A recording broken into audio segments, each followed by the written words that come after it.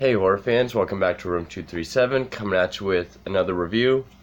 A review that, surprisingly, I have not gotten around to, but I was waiting for this shirt to come in. And that's because I'm going to do Psycho. I'll also be doing the whole series from this, all the sequels, and the useless remake that didn't have to be made. But, okay, Psycho. My third favorite film of all time. Not just horror, just movies in general. Third favorite film, Psycho. Alfred Hitchcock's 1960 classic, Psycho. Now, this is one of those reviews, like, what can I say that hasn't been said already? It's one of those movies, like, The Shining, or The Exorcist, or Chainsaw Massacre. Just, everyone's already said so much about it. What more can I bring? But just my insane love for this film. Everything about it. To me, it's one of the few perfect movies. It is just so perfect. And the funny thing is, this was kind of looked at as just like a throwaway film.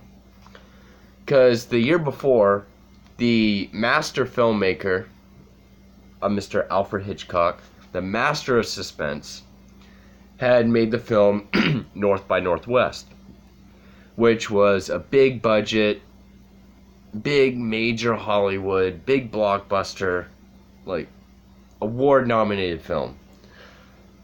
Like, so much so that people were like, Hitchcock, what are you going to do next?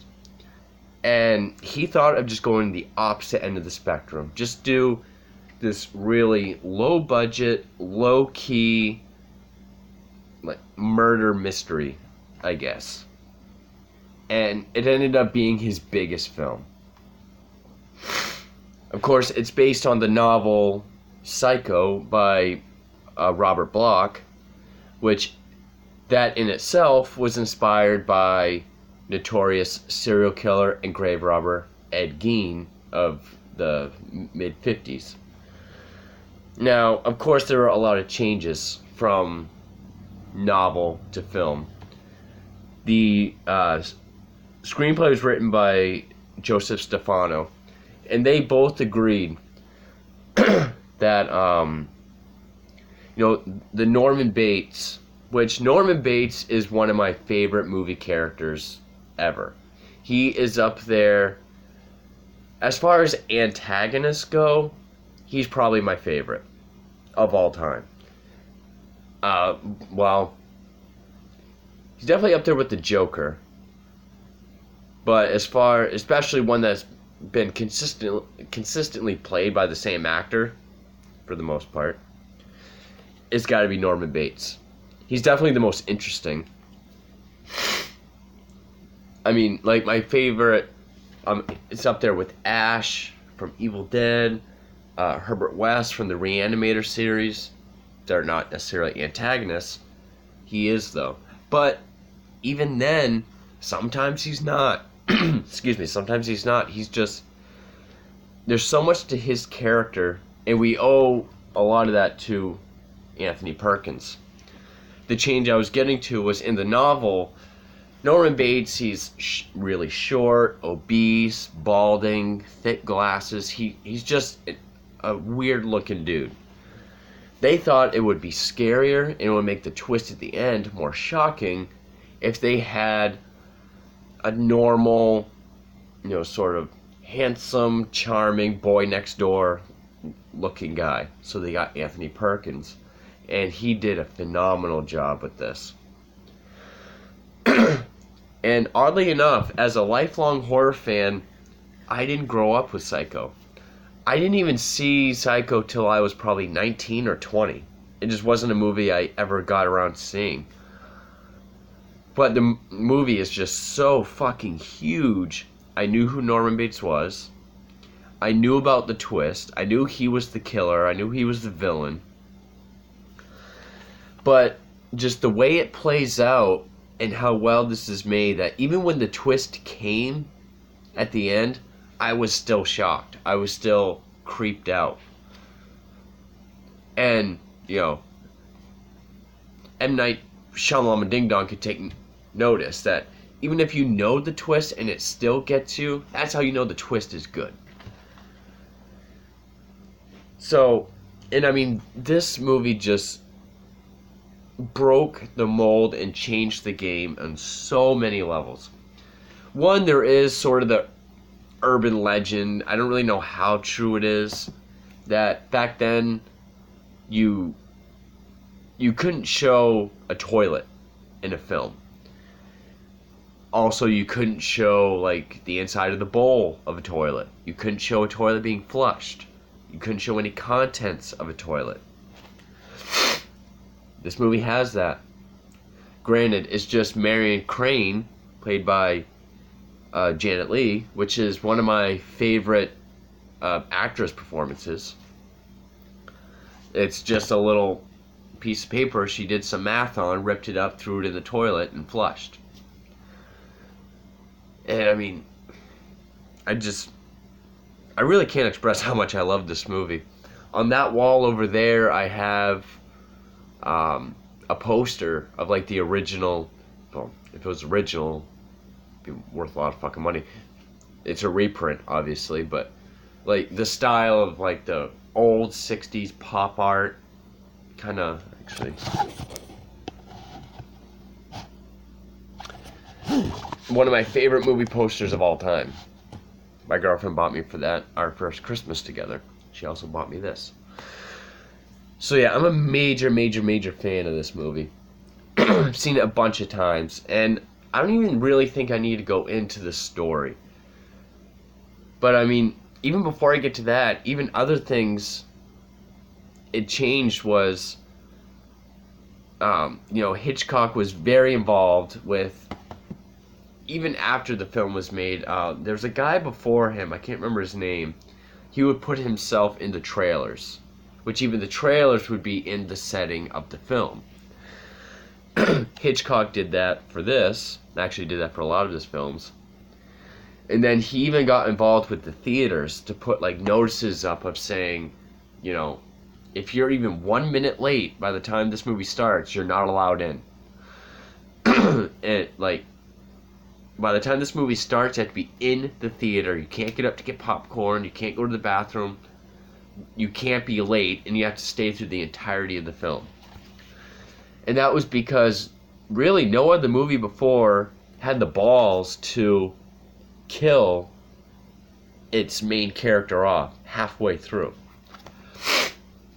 Because while watching the movie, you're following Janet Leigh as a Marion Crane as she steals $40,000 from her boss, or a client of her boss, so that she can start a life with her boyfriend, Sam Loomis, played by John Gavin. And yeah, Sam Loomis from the Halloween movies gets his name from this. Jamie Lee Curtis is Janet Leigh's daughter in real life.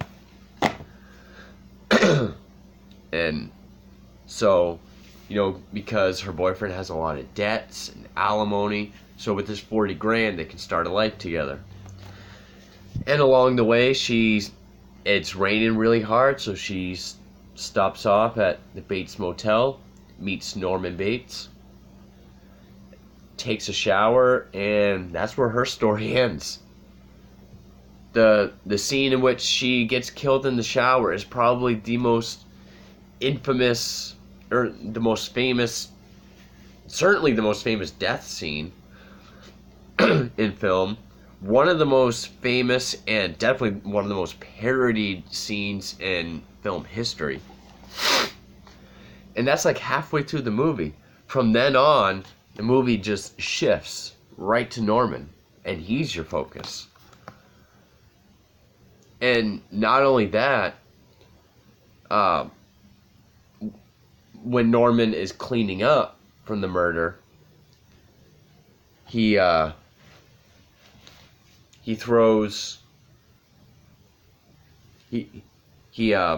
a newspaper that Marion had hid the 40 grand in, and he threw it in her car that he let sink into the swamp.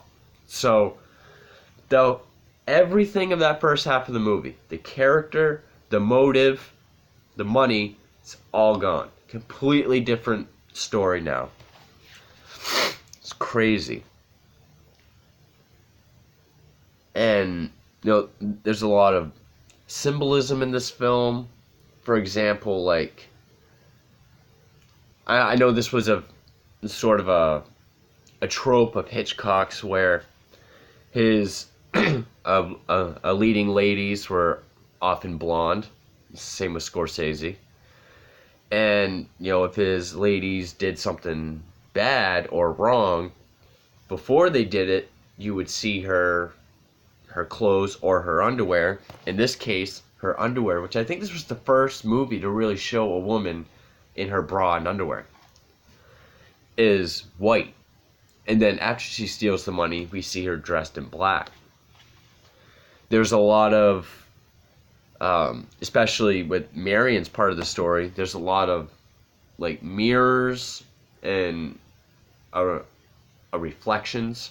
Like she walks by mirrors a lot, or like a reflective surface, because she's constant, which is kind of a metaphorical, because she's constantly reflecting on, this theft that she's committed.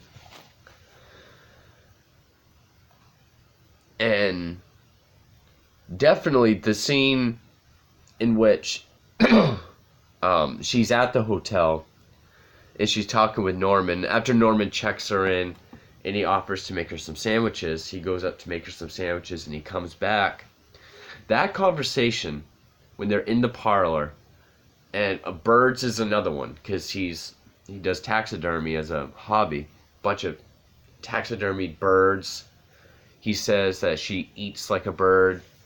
A lot of the, paintings or pictures, of a decor of the hotel rooms are birds. So just a lot of random kind of symbolism. But that conversation over sandwiches is, I think, my favorite, and in my opinion, the best conversation between two characters. Like, as far as just acting wise, how it's filmed, the whole choreography of it. Because it seems to be done in one take. There's very little cuts from what I could tell. And Norman, again played by Anthony Perkins, he goes through so many emotions in one conversation. He's sort of awkward. You can tell he's trying to be charming. He's very kind and polite. There's something kind of wrong about him, a little off, but you can't really quite put your finger on it. And, they talk about birds, then they talk about his mother, and, he goes from happy to very, like, intense. Like, we talked about how his mother's very sick, and she sort of hints at, why don't you put her away somewhere? And then he, like, leans forward, and he gets very intense, and he's like, you mean like an institution? And he just goes on about, how those places are not okay. Then he just sits back. Well, first he says the famous line, like, she just goes a little mad sometimes. We all go a little mad sometimes. Then he just sits back, and then he, like, kind of smiles and chuckles, and then he's back to happy again. And Janet Leigh, as Marion, has to react accordingly to all his emotions. And it's beautifully done, beautifully acted, beautifully shot, because, Marion is more or less shot straight on, but Norman is shot from like this downward angle to make him look sort of bigger and more imposing. I really love how that scene's done. The only other scene I can think of that has that great of a conversation, as far as acting and how it's shot, would be the men's room in The Shining between Jack and Grady.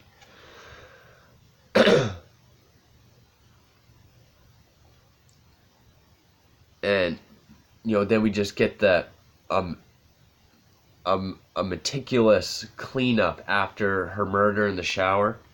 And even in the shower, I mean, people swear that they see a knife penetrating flesh.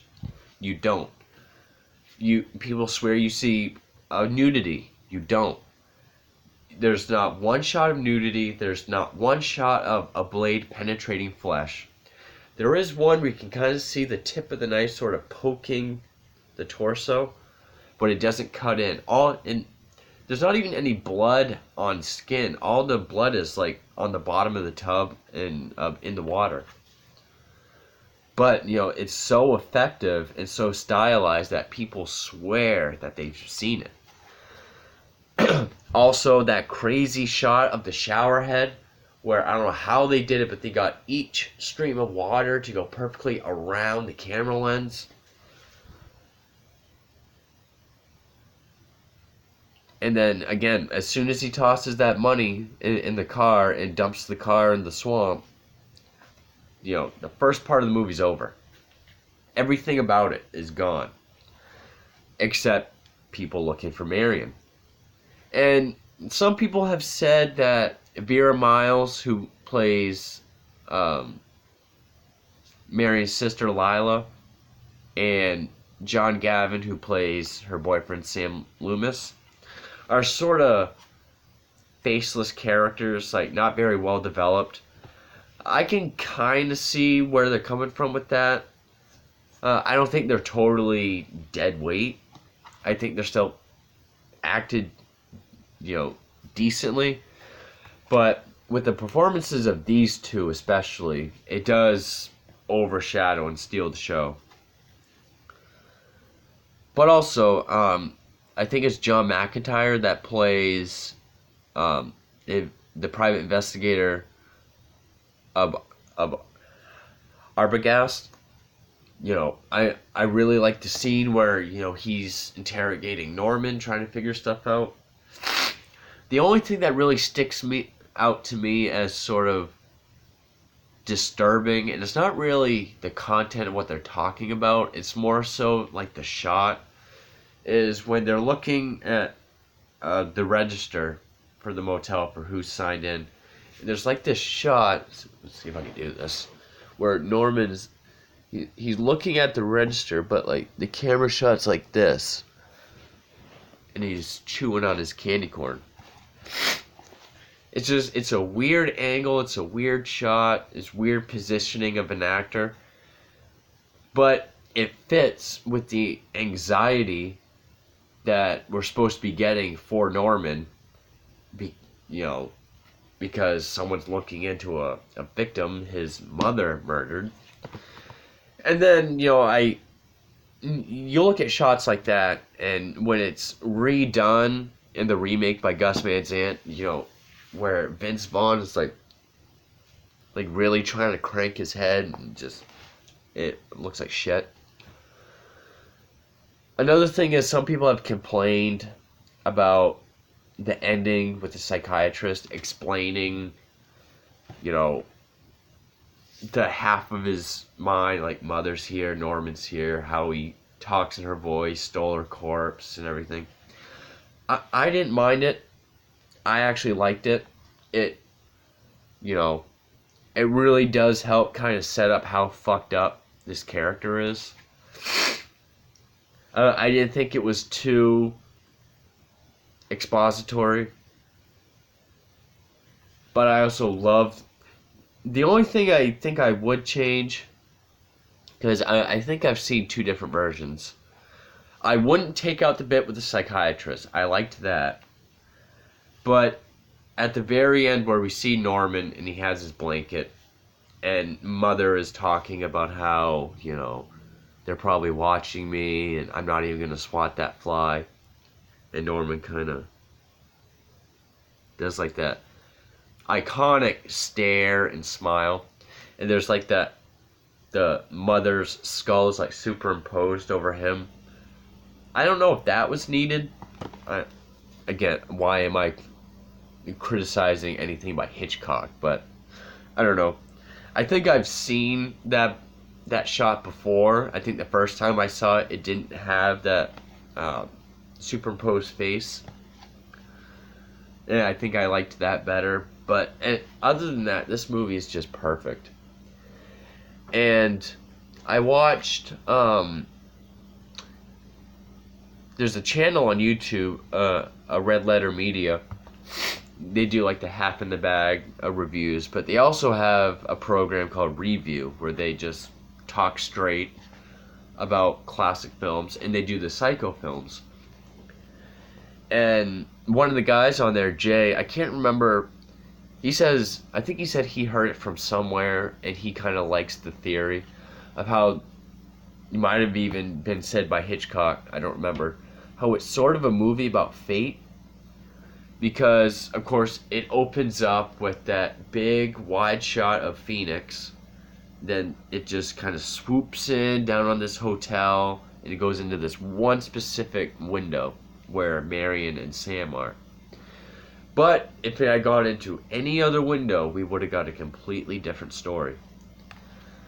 Which probably could be the case for any movie, but for this, I think it really fits and just kind of makes you think like, wow, if that camera went into any other window, we would not have seen, Marion stealing money and being killed in a hotel.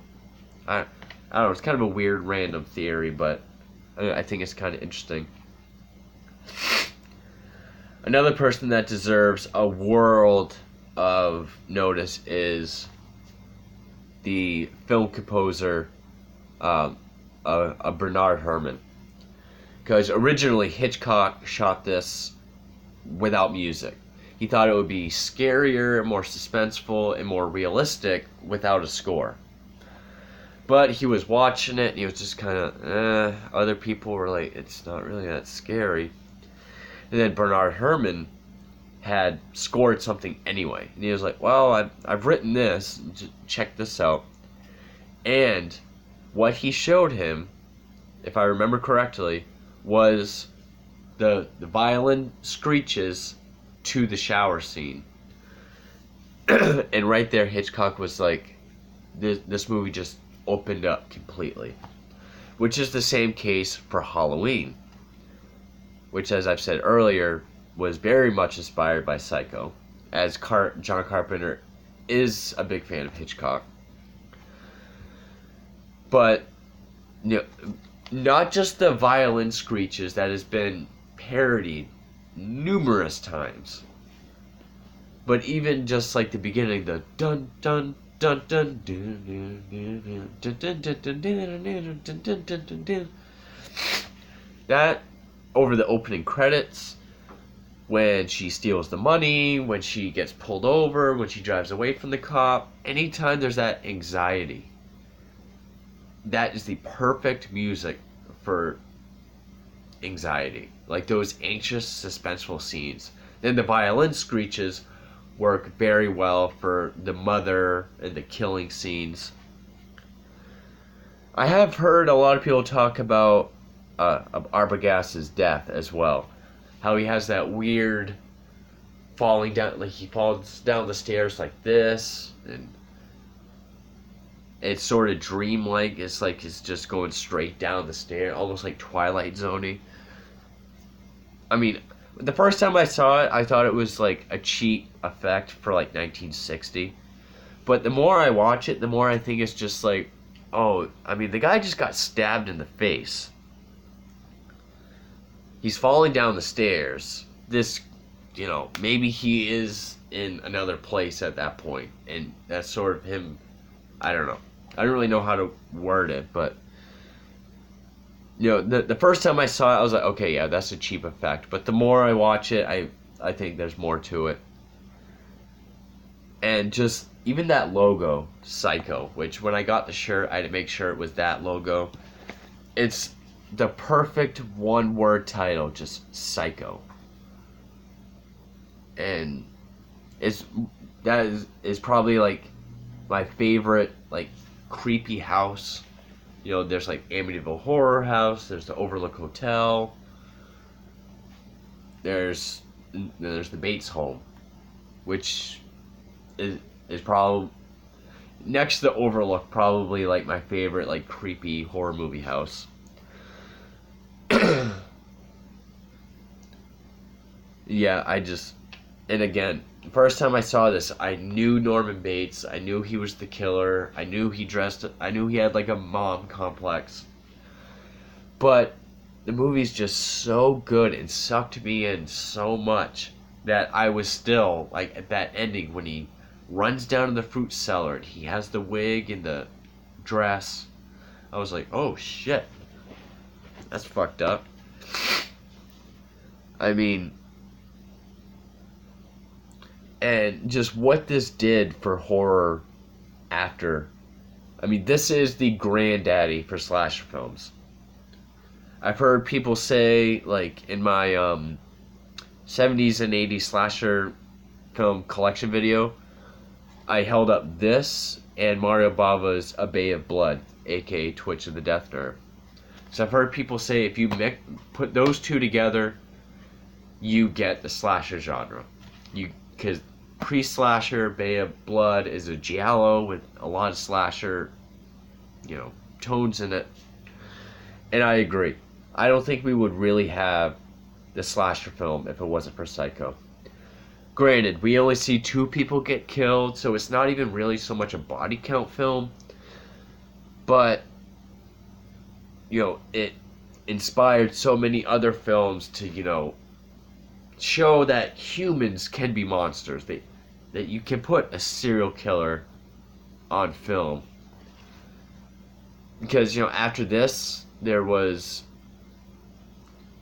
I would say Texas Chainsaw Massacre and Black Christmas, which are great proto-slashers. Halloween was probably the first real template slasher. And then Friday the 13th. And then we had the genre. But I think it all stems from Psycho. And ever since I've seen this, Psycho is always... So for the past almost 10 years since I've seen this for the first time, it's always been at least in my top 5 favorite movies ever. And,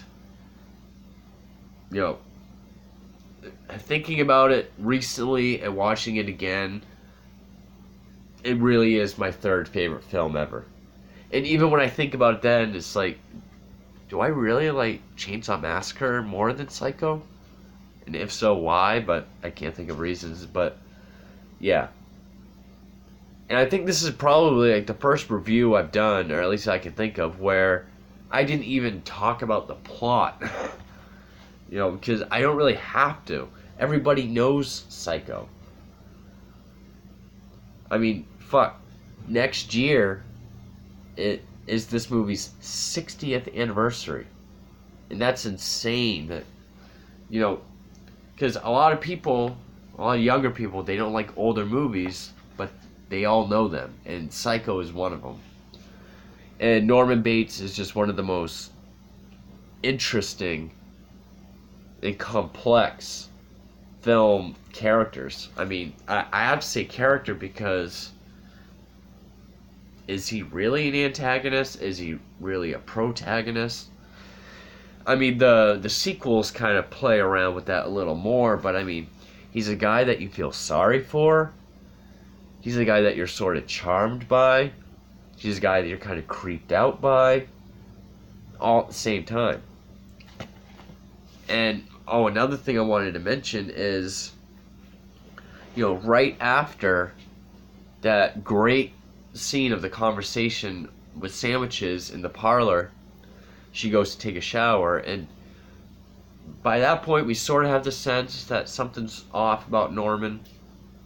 He's sweet, he's kind, he's got some charm to him, but there's something dark, there's something off-putting about him. I can't quite finger it. He's in the parlor, and he takes that painting down, and we see there's a hole in the wall, and he watches her undress, get ready for the shower. So then we're like, okay, so yeah, this guy's really got some problems. But then he does something that I didn't quite notice it until recently. Because, he's, during that conversation, he's talked about his mother. And he has that great line, a boy's best friend is his mother. And even the way he says that, because she asks if he goes out with friends, and he sits back and he's like, a boy's best friend is his mother. after he watches her through that peephole, he runs back up to the house, and I I just noticed this recently. He goes into the kitchen, which is in the background. He walks by the camera, he goes down the hall into the background, which is the kitchen, and the way he sits at the kitchen table, his elbows, like he's leaning on the table on his elbows, and like his legs are closed, he's barely sitting on the chair. He's sitting at the table like any little boy would. Like, watch that scene and just how he sits at that table is, that's how any like young boy would sit at the table. And I think that's just one of those moments where I don't think that was scripted. I think that was just something Anthony Perkins brought to it. We're supposed to believe he's this man-child, and I thought that was just a great little moment. I didn't notice till recently. I thought that was very well done. But yeah, I don't know what more I can say about this film. It's one of the greatest movies ever made, and that's beyond my opinion.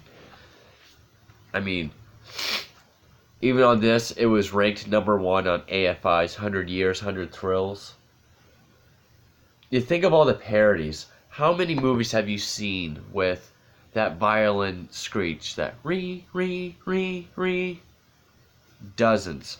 How many times has the shower scene been parodied? Dozens. And, even young people who have never seen Psycho, they know who Norman Bates is. And no, I have not seen Bates Motel. I never really cared to see it because I loved this movie so much. And, I just didn't really want to see anything. Because a lot of that it doesn't really go in to his relationship with his mother. Because she's dead the whole fucking time. It's not until the end do we really find out that she was this domineering, demanding, controlling woman over Norman's life. That, the shit you come up with in your head is way creepier than things that are told to you. And then when I heard that season 5 of Bates Motel is pretty much leading up to this, and Rihanna played Marion Crane, I was just like, fuck that. No. This is just a perfect movie. I absolutely love Psycho. I love everything about it. Great movie. It's not even really a horror movie. It's more of like a suspense thriller. But because of its influence and what happened to the horror genre after, it's just one of those movies. I guess it is a horror movie, but it transcends that. Like The Exorcist or Rosemary's Baby. It's become so big that it's more than a horror movie.